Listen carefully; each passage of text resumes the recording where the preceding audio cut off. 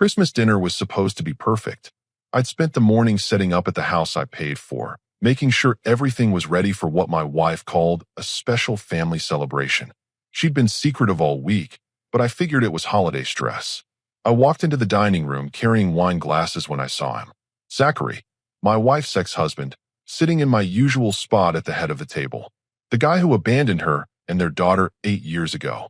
Before I could process it, my wife grabbed my arm and shoved me backward into the doorframe. Move. This seat is reserved for Zachary. He's Mila's actual father. Her mother sat across the table with a satisfied smirk. Mila, my 16-year-old stepdaughter who I'd raised since she was 8, stared at her plate. The girl whose school I paid for, whose braces I funded, whose college fund I'd been building. "Excuse me," I said. "You heard her," Zachary said, leaning back in my chair. "Family time." My wife pointed to a folding chair in the corner. "It's important for Mila to have her genuine father here. You can sit there." I looked at Mila. "Is this what you want?" She wouldn't even look at me. "Mila," I tried again. She exploded. "If you're not satisfied, then get out. Nobody's forcing you to stay." Her grandmother clapped. Zachary smiled. My wife crossed her arms, waiting for me to either submit or make a scene. They wanted drama. They wanted me broken down, begging for my place at the table I provided. Instead, I set the glasses down, grabbed my jacket and keys. "Where are you going?" my wife asked, uncertainty in her voice. I didn't answer, just walked out into the cold December air and got in my car. They wanted to show me the door. Fine, but they were about to learn I wasn't just walking through it. I was slamming it shut. I pulled into a diner parking lot and grabbed my phone. Made a list of every account, every service, every bill with my name on it. 43 items total. Banking app first. Transferred every dollar from our joint account into a new individual account. $78,000 secured in 2 minutes. Credit cards next. 3 cards, all in my name.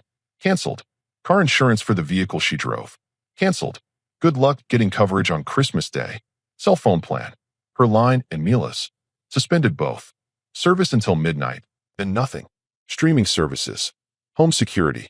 Wi-Fi. Changed and locked. Her gym membership. Canceled. Every few minutes my phone buzzed. Messages piling up. I didn't read them. Just kept working. 38 items handled right there. 5 would wait until businesses reopened. Lawyer consultation. Property verification. Documentation. Legal paperwork. Eviction notice. 18 missed calls. 23 messages. I drove to my brother's house. He opened the door, took one look at my face, and stepped aside. "Guest room's yours," he said, handing me a beer. By the time I turned my phone off that night, there were 35 missed calls. They thought they were teaching me a lesson, showing me I was just the wallet, not the family. They were right. I wasn't family to them, which meant I owed them nothing. Not my house, not my money, not my presence. Tomorrow they'd wake up to a different world. One where humiliation came with consequences. I fell asleep surprisingly calm. They told me to get out. So I got out, and I took everything with me. I woke up at 6 in the morning at my brother's place, grabbed coffee, and got to work on the remaining items from my list. First call was to a family law attorney I'd researched months ago. Left a detailed voicemail explaining the situation and requesting an emergency consultation for the following day when they reopened after the holiday. Second, I documented everything from last night. Wrote down exactly what happened, who said what, who witnessed it.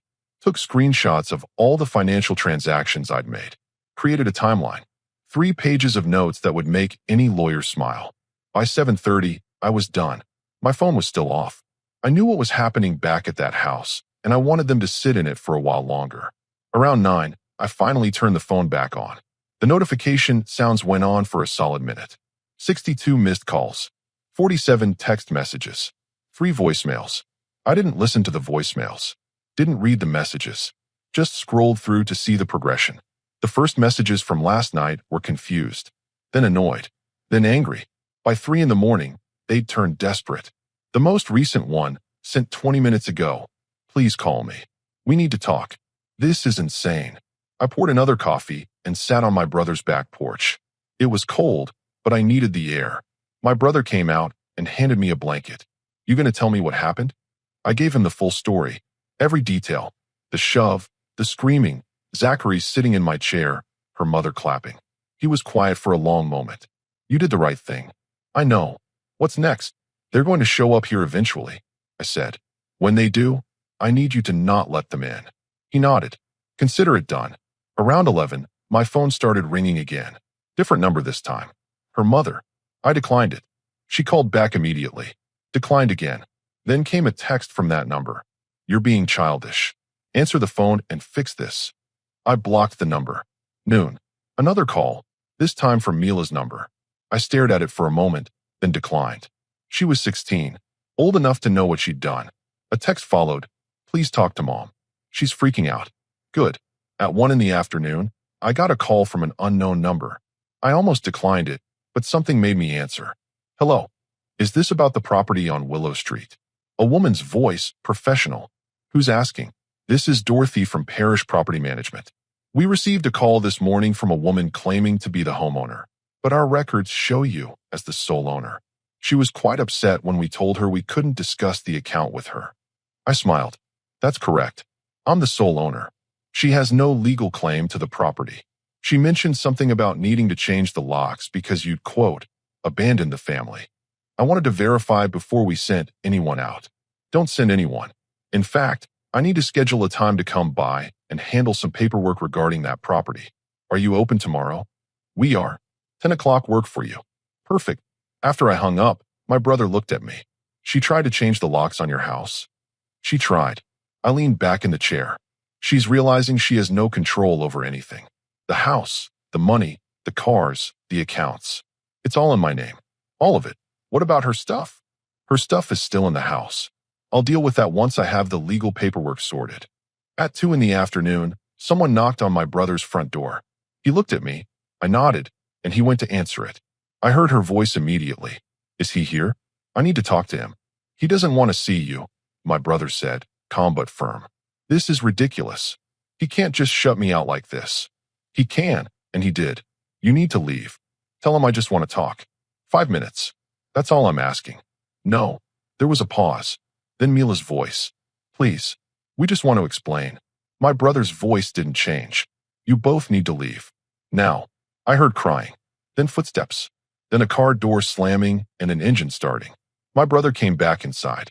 They're gone. Thanks. She looked terrible, he said. Like she hadn't slept.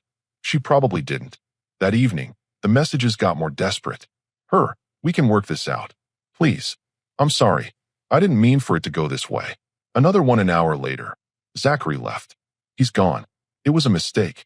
Please come home. Then, the cards aren't working. I need to buy groceries. Can you at least give me access to buy food? I typed out a response for the first time. You told me to get out. I got out. Figure it out. Her reply came instantly. I was upset. I didn't mean it like that. Me. You meant exactly that. You planned it. You invited him. You shoved me. You had your daughter scream at me. You all meant it. We can fix this. Me. There's nothing to fix. You made your choice. What about Mila? You're just going to abandon her. That one actually made me angry. I typed back. I raised that girl for 8 years. Paid for everything she ever needed. And she screamed at me to get out in front of everyone. She made her choice too. She wanted her actual father. Well, where is he now? No response for 20 minutes. Then, he left this morning. Said it was too much drama. Me. Sounds about right. So you're just done? 8 years and you're just done. Me. You pushed me out of my own house. Humiliated me in front of your family. Told me I wasn't Mila's actual father. Yeah, I'm done. I need money. We have bills. Me. Not my problem anymore. It's your house. The mortgage is your responsibility. Me. And I'll handle it. Without you in it. The messages stopped after that. I sat there on my brother's couch that night. Phone finally quiet. And felt something I hadn't felt in years. Peace. Actual, genuine peace. Tomorrow I'd meet with the property manager. Day after that, the lawyer. Then I'd start the formal eviction process. They thought I was bluffing. Thought I'd cool off and come back. Thought I needed them. They were wrong on all counts. I fell asleep that night with my phone on silent. Exactly 37 new messages I'd never read. The property management office was in a strip mall downtown. I arrived 15 minutes early and sat in my car going over my notes one more time. Dorothy turned out to be a sharp woman in her 50s who'd clearly dealt with situations like this before. She pulled up my file and nodded as she read through it. Sole owner. No other names on the deed or lease agreements. You're clear to proceed however you want. I need them out, I said. How fast can that happen? She pulled out a form. Legally, we need to serve a 30-day notice. After that, if they haven't vacated, we file for formal eviction. Whole process takes about 60 days if they fight it. They'll fight it. Most do. She slid the paperwork across. Fill this out. We'll have the notice served by end of week. I signed everything. One more thing. Can you arrange to have the locks changed? Today, if possible. Already scheduled.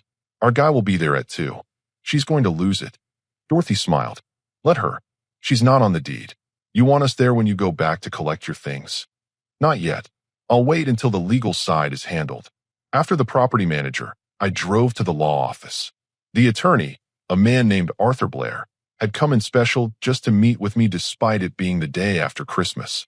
He listened to everything without interrupting, took notes, asked specific questions about finances, property ownership, and the relationship history. You're not married, he confirmed. Never were. She wanted to. I kept putting it off. Guess I knew something was wrong. That makes this significantly easier. Common law doesn't apply in this state unless you've been together over 10 years and publicly presented as married.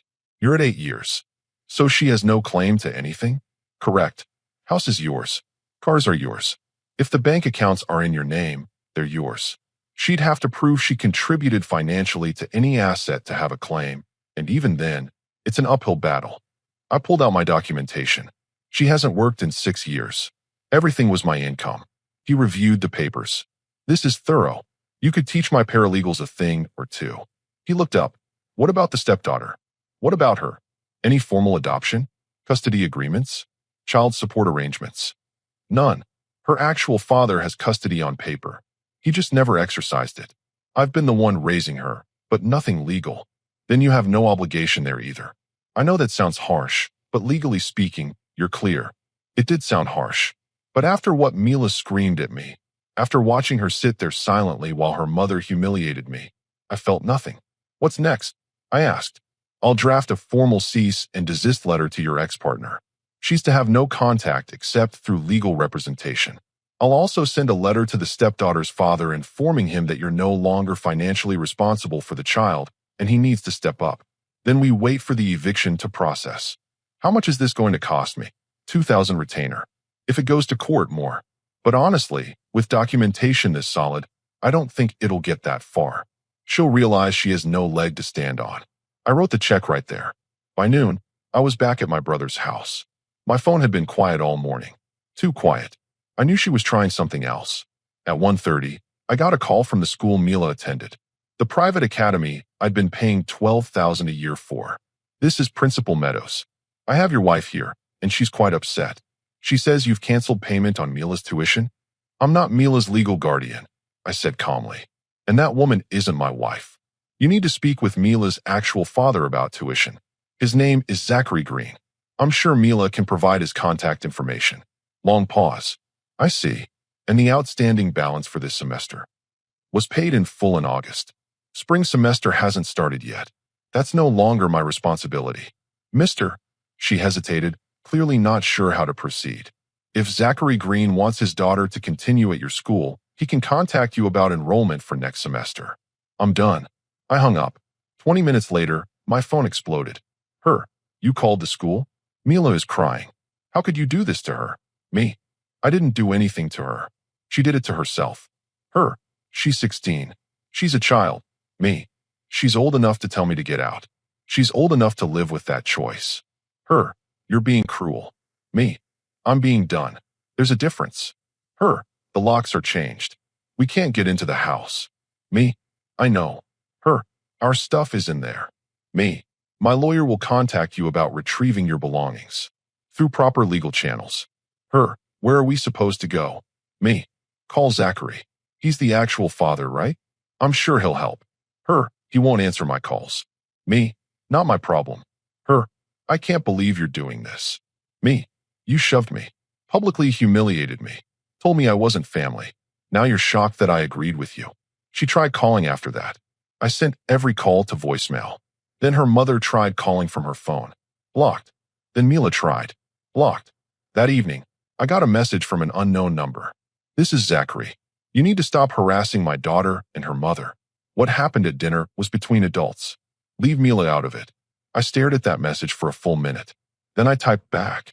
Your daughter screamed at me to get out of my own house. Your daughter's mother shoved me aside for you. You sat in my chair and smirked while it happened. Now you're concerned about harassment? That's rich. By the way, your daughter's school called. They need you to cover tuition now. You know, since you're the actual father and all. Good luck with that. He didn't respond. Around 8 that night, my brother came home from work. There's a car parked down the street. Has been for the last hour. Looks like her. I glanced out the window. Sure enough, her car was 3 houses down. Should we call the cops? He asked. Not yet. Let her sit there. She'll leave eventually. She didn't leave for 3 more hours.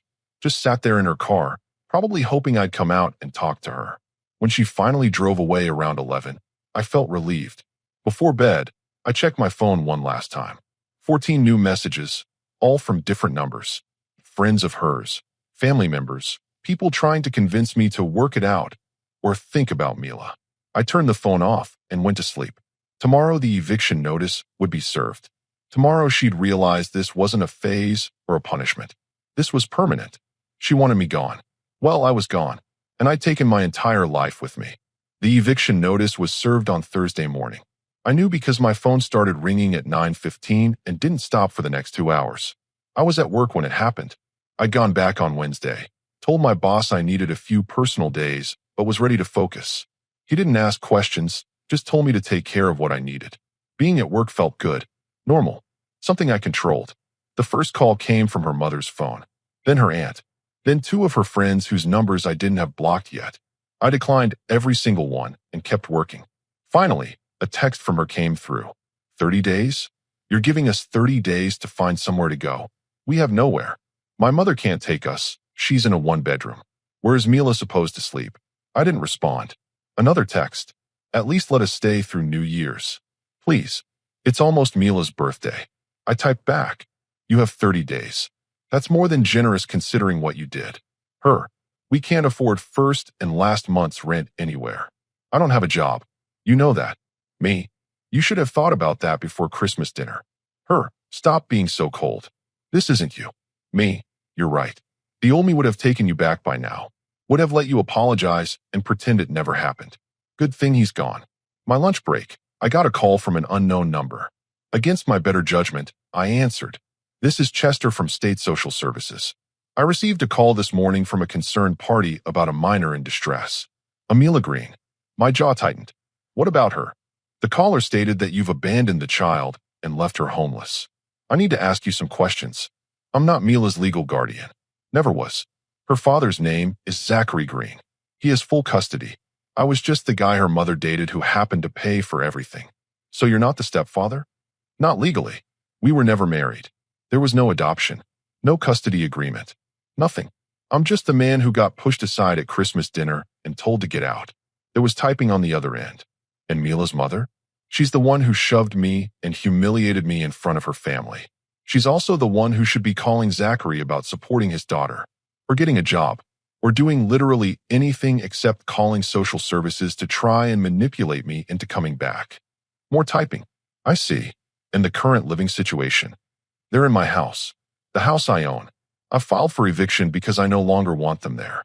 They have 30 days to find other arrangements. Understood. I'll follow up with the mother and biological father. Thank you for your time. After he hung up, I immediately texted her. Calling social services on me? Seriously? How did you think that would play out? Her. I didn't call them. My mother did. She's worried about Mila. Me.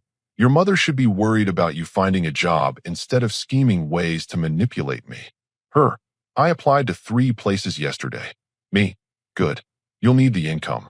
That afternoon, my attorney called. Your ex-partner hired a lawyer. Some guy named Morrison from across town.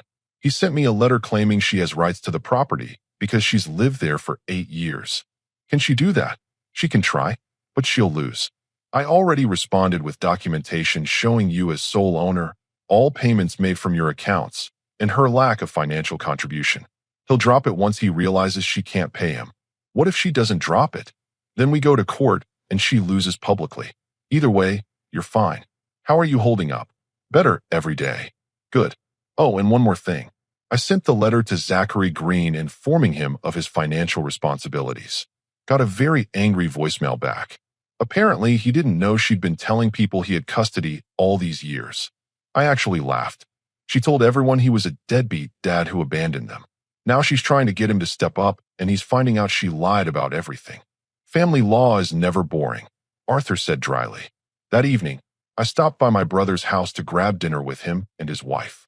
They'd been amazing through all of this, never judging, just supporting. How much longer are you planning to stay? My brother asked.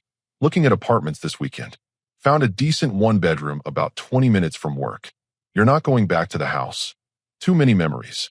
Too big for just me anyway. Figure I'll sell it once they're out, start fresh somewhere new. His wife, Hannah, set down her fork. Can I ask you something? Do you feel bad about Mila at all? I thought about it. I did. At first. But then I remembered her screaming at me to get out. Remembered her sitting there silent while her mother shoved me. She's 16, not 6. She knew what she was doing. What if she tries to apologize? Then she'll learn that some things can't be fixed with sorry. I spent 8 years being her parent. Paid for her school, her clothes, her activities, her food, her phone. Showed up to every school event. Helped with homework. And the second her actual dad showed up, I became nothing. Well, now I'm acting like nothing. Seems fair. My phone buzzed on the table. Another message from an unknown number. This is Mila. Please talk to me. I'm sorry. I didn't mean what I said. Mom made me say it. I showed it to my brother. Now she's claiming her mother made her say it. You believe that. Doesn't matter if I believe it. Even if it's true, she said it. She chose to go along with it. She's old enough to say no to her mother. I blocked that number too. Friday morning, I got an email from the private school. They were withdrawing Mila's enrollment effective immediately due to non-payment for the upcoming semester. They thanked me for my years of support and wished Mila well. I forwarded the email to Arthur with a note. Documentation that I'm no longer responsible. He responded within minutes. Perfect. Keep every email like this. Friday afternoon, she showed up at my workplace. Security called me from the front desk. There's a woman here demanding to see you. Says she's your wife. She's pretty upset. I don't have a wife, and I don't want to see her. Can you ask her to leave? Already did. She's refusing. Says she'll wait until your shift ends. I sighed. Call the police. Tell them someone's trespassing and refusing to leave. You sure about that? Positive. 10 minutes later, security called back. Police escorted her off the property. She's gone. When I got home that night, my brother handed me his phone. You need to see this. It was a social media post from her. After 8 years together, he abandoned me and my daughter over one misunderstanding. Won't answer calls.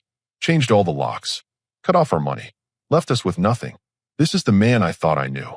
Devastated doesn't begin to cover it. The comments were mixed. Some people sympathizing with her, others asking what the misunderstanding was. Then I saw a comment from someone I recognized. One of her cousins who'd been at the Christmas dinner. Maybe tell them the whole story. Like how you shoved him in front of everyone. Or how you invited your ex to sit in his chair. Or how Mila screamed at him to get out. That misunderstanding maybe. Her cousin had posted it 4 hours ago. 53 likes. She's trying to control the narrative, I said. And it's not working, my brother replied. People who were there are talking. I handed the phone back. Let her post whatever she wants. The truth always comes out. That night, I slept better than I had in years. 23 days until the eviction was final. 23 days until I was completely free. She wanted me gone. Mission accomplished. Now she could live with the results. 2 weeks after Christmas, the truth was everywhere. It started with her cousin's comment on social media, but it didn't end there. Other people who'd been at that dinner started talking. Her aunt posted a long rant defending me, saying she'd witnessed the whole thing and was disgusted by what her niece had done. 2 of her friends reached out to me directly to apologize for believing her initial story. The narrative she tried to build crumbled fast. I was sitting in my new apartment when my phone rang. I'd signed the lease on a one-bedroom place closer to work. Smaller than the house, but it was mine. Clean slate. Unknown number. I almost didn't answer, but something told me to pick up. Hello. Is this the guy who was dating my ex-wife? Male voice. Angry. Who is this? Zachary. We need to talk. I sat back in my chair. I'm listening. She's been calling me nonstop. Showing up at my place. Crying about how you ruined everything and I need to help her. She brought Mila by yesterday, trying to guilt me into letting them move in. And, and I told her to get lost. I haven't been a father to that kid in 8 years. I sent child support when the court made me, but that's it. Now she wants me to play house. After spending years telling everyone I was a deadbeat, after parading me around at Christmas to humiliate you. So why are you calling me? Because she's telling people I'm the reason you left, that I manipulated her into inviting me, that I'm trying to steal her from you. It's insane. I almost felt bad for him. Almost. She's desperate. People who are desperate say anything. Look, I'm not a good guy. I know that. I walked out on them. But what she did to you at that dinner, that was calculated. That wasn't about me wanting to be there. That was about her wanting to put you in your place. I know. So what are you going to do about her spreading these lies? Nothing. The people who matter know the truth. Everyone else, I don't care about. He was quiet for a moment. She's going to keep calling me. Block her number. I did. She keeps finding new phones to use. Not my problem, I said. You showed up at my house, sat in my chair, and smirked while she humiliated me. You're on your own. I hung up before he could respond. That afternoon, Arthur called with an update. Her lawyer dropped her. Morrison sent me a notice saying he's no longer representing her due to non-payment and irreconcilable differences in legal strategy. Which means she told him to argue things that had no legal basis. He refused, and she couldn't pay him anyway. She's on her own now. So the eviction stands. Absolutely. 15 days left. If she's not out by then, Sheriff's Department will remove her. What about her stuff? I recommend being present when she moves out. Document everything. Take photos. Have a witness. Don't give her any opportunity to claim you damaged or kept her belongings. I'll be there. That evening, I got a call from Mila's school. This time it was a counselor, not the principal. I wanted to reach out about Mila. She's been having a difficult time since transferring to public school. I'm not her guardian, I said immediately. I understand. But she listed you as an emergency contact, and we've been unable to reach her father. Remove me from that list. Contact Zachary Green. I'm not involved anymore. She speaks very highly of you. Says you were more of a father to her than anyone. That stopped me. She said that. She did. She also said she made a terrible mistake and doesn't know how to fix it. I was quiet for a long moment. Some mistakes can't be fixed. She's 16. She's still learning. And this is part of that learning. Actions have consequences. She told me to get out. I got out. Now she understands what that means. I see. Well, if you change your mind, we're here. I didn't respond to that. Just ended the call and sat there staring at my phone. Part of me wanted to feel bad, wanted to reach out. But then I remembered that Christmas dinner, remembered the shove, the screaming, the silence while her mother destroyed me in front of everyone. No, she made her choice. 3 days before the eviction deadline, I drove past the house. There was a moving truck in the driveway. Small one. I kept driving. My brother texted me that night. She's been asking people if they know where you're living. Told everyone not to tell her. Me? Thanks. Him? You doing okay? Me? Better every day. The night before the eviction deadline, I got a letter delivered to my brother's address. How she found it, I don't know. The envelope had my name written in Mila's handwriting. I opened it in my new apartment, sitting on my couch with a beer. I'm sorry. I know those words don't fix anything. I know I hurt you worse than I've ever hurt anyone. Mom told me Dad wanted to come to dinner and I should act excited. She said you'd understand and we'd all be one big family. I was stupid. I believed her. When she told me to tell you to leave, I thought she knew what she was doing. I didn't think you'd actually go. I didn't think you'd stay gone. I lost the best father I ever had because I was a stupid kid who listened to the wrong person. I don't expect you to forgive me. I don't expect you to care. I just need you to know that I know what I did. I'll regret it for the rest of my life. Mila, I read it twice. Then I folded it, put it back in the envelope, and set it on my kitchen counter. She was right. The words didn't fix anything. The next morning, Arthur called. They're out. Property manager confirmed they cleared out yesterday evening. You're free to go back and inspect whenever you're ready. I'll head over this afternoon. Want me there? No. I'll bring my brother. The house looked different when I walked in. Empty in ways that had nothing to do with furniture. They'd taken their stuff, but left the place clean. Credit where credit was due. I walked through each room. The dining room where it all happened. The bedroom we'd shared. Mila's room, now stripped bare. My brother stood in the doorway. How do you feel? Relieved. Sad. Angry. Free. All of it at once. You going to sell it? Yeah. Too many ghosts here. We spent an hour doing a full walkthrough, taking photos, making sure everything was accounted for. No damage. No missing fixtures. She'd left quietly. As we were locking up, I saw an envelope taped to the kitchen counter. Another letter. This one from her. I almost didn't open it. But curiosity won. I don't expect forgiveness. I don't expect anything. But I need you to know that I destroyed the best thing I ever had. Zachary came to that dinner because I invited him. I wanted to make you jealous. I wanted you to fight for me, to prove you loved me. Instead, you showed me exactly who you are. Someone with dignity. Someone who knows his worth. Someone who doesn't beg. I spent 8 years with a man of value, and I threw it away trying to play games. You'll never see this letter. You'll never know how much I regret it. But I needed to write it anyway. Goodbye. I handed it to my brother. He read it and shook his head. She thought you'd fight for her. I don't fight for people who push me away. I just let them go. We left the house, and I locked it for the last time. The realtor would handle the rest. On the drive back to my apartment, my phone buzzed. Text from an unknown number. This is Mila. I heard you were at the house. I just wanted to say thank you for everything you did for me, even if I don't deserve it. I hope someday you can forgive me. I hope someday I can forgive myself. I read it at a red light. Didn't respond. Just put the phone down and kept driving. Some bridges, once burned, stay burned. That night, I slept in my apartment, in my space, in my peace. No regrets. No what-ifs. Just forward. 3 months later, I was in a completely different place. Literally and mentally. The house sold in 2 weeks. Good neighborhood, fair price. I took the profit and put it toward my future. New furniture for the apartment. Started a savings account I actually controlled. Bought myself a reliable used truck. Work was good. I'd gotten back into hobbies I'd abandoned. Started going to the gym again.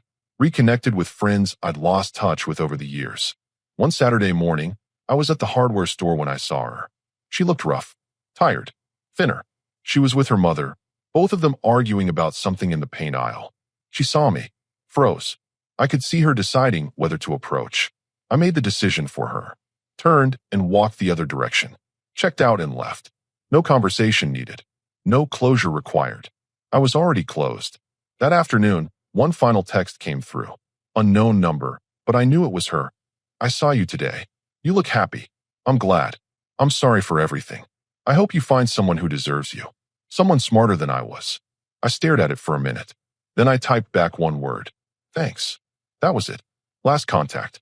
Last word. A week later, I was having dinner with my brother and his wife when she asked the question I'd been avoiding. Are you ready to date again? Maybe. Eventually. Not rushing it. What would you look for? Someone who knows their worth. Someone who doesn't play games. Someone who understands that respect isn't negotiable. My brother raised his beer. To new beginnings. I clinked my bottle against his. To knowing when to walk away. That night, driving home to my apartment, I thought about that Christmas dinner. The shove. The screaming. The humiliation. And I realized I didn't feel angry anymore. Didn't feel hurt. Just felt grateful. Grateful that they showed me exactly who they were before I married into it. Before I legally adopted Mila. Before I was truly trapped. They thought they were teaching me a lesson. Showing me my place. Instead, they set me free. I pulled into my parking spot, grabbed my keys, and headed inside. My space. My life. My peace. No regrets. No looking back. Just a man who knew his worth and refused to settle for less.